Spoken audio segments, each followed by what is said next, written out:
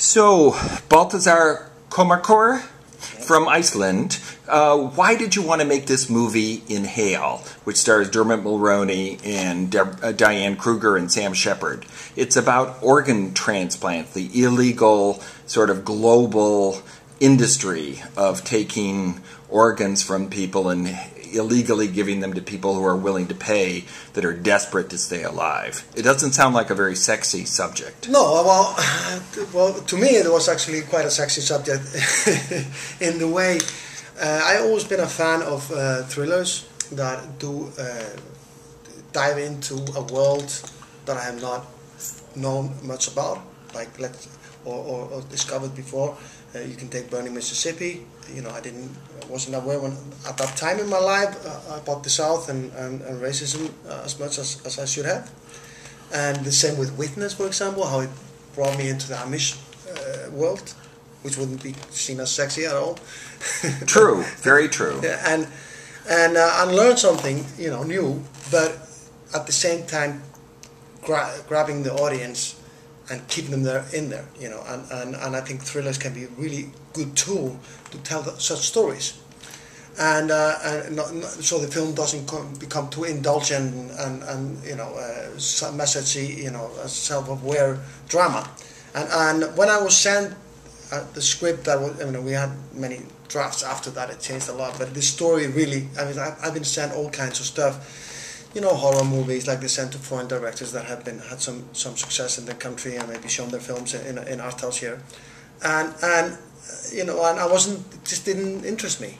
But this story, I was like, okay, it's a real story. It's about something that I don't know too much about. I want to dig into and learn about, but it interests me. And I thought it was a great opportunity to do an English language movie.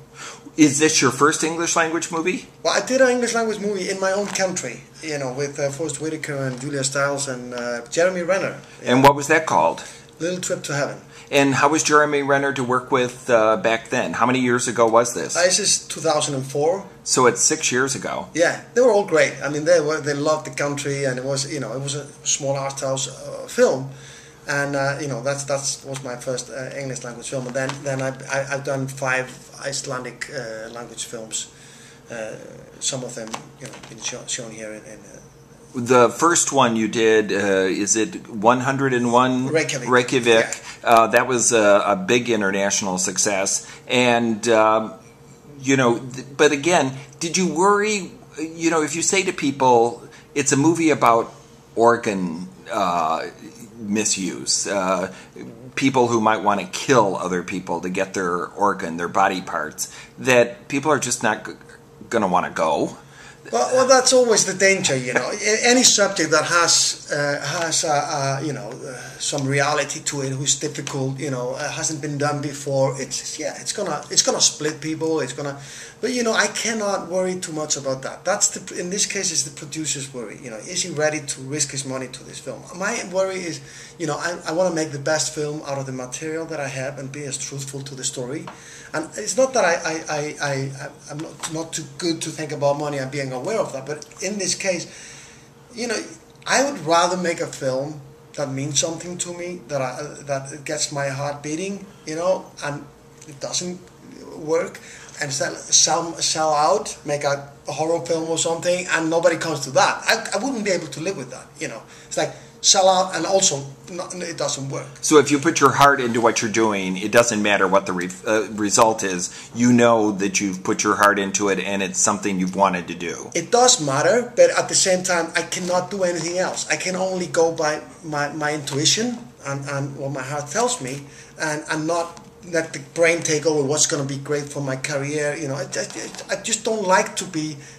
It's easy to fall into that. Read too much what people say about it, what you should be doing, and you just have to follow, because it's all going to be, it's a long journey. Being a film director, it's a long journey.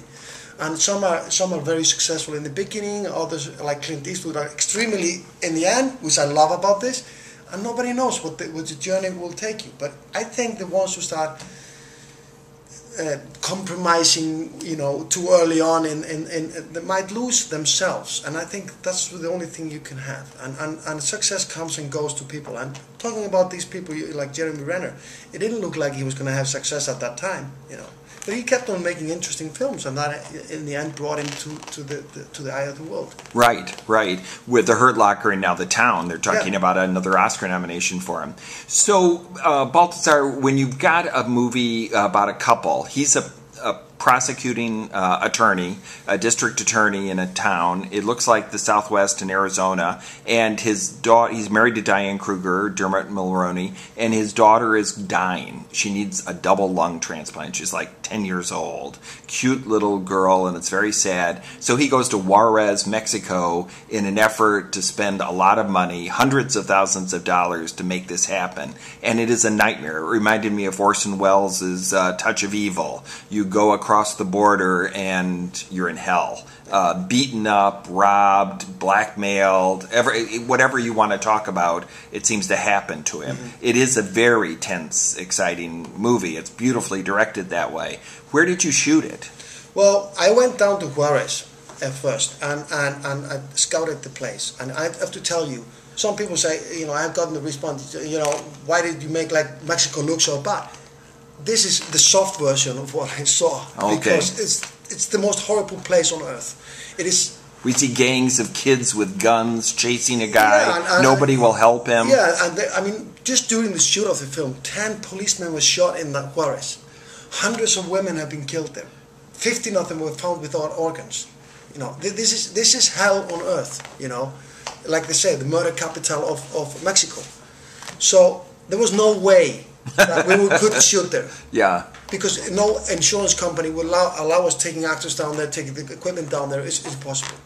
So what we had to do is that we had to shoot some of the scenes in America. But I had a great set designer who created this world, and we even had tested it on people that are from this area, so they don't realize it is. Right, it's never know. Yeah, it's actually shot when the Coen brothers shot their Mexican parts as well in No Country for Old Men. Oh, okay. In Texas? No, they shot that in New Mexico? New Mexico. Okay. And the Santa Fe is the town he lives in, and then he goes down to Juarez, Mexico. Okay. How did you get Dermot Mulroney and Diane Kruger interested in this? Well, the script was sent to them through their agency. They were both really interested in the subject and the part. So it came. They had seen my movie Jar City, which also was shown here and was very well received in the States. That's a very dark movie, by the way, and that kind of it was. Most people had to take huge pay cuts, but it was because people were intrigued about this world, and I did a lot of research about this world, and some people would reject it, like when you put a mirror too close to people's face, it's kind of don't do this. But it's a fact that these things are going on. There are even much worse things going on, And the message of the movie is very sort of subtle, but there is a big debate about what is legal and what is morally right. Yeah. What can you say about that with this movie? Well, I think most of us, and I'm not pointing fingers because I'm a part of that world, the Western world, and it's not about America versus the world. It's about the Western world. How we actually our lives are partly built on the poverty in the third world, and we know this. We turn the blind eye. We might buy shoes that are made by children in China, because it fits us today. Most of us, and I'm absolutely a part of that, do that. But once people go down that road and learn about it, go to Africa to work there or to those places, see children labor, that might change their lives, and they might not come out the same. So the journey that Dermot Mulroney takes is a different one from his wife, who is at home and doesn't live the journey. And that's why I put this. I don't want to give away the end, but that they can never have the same outcome.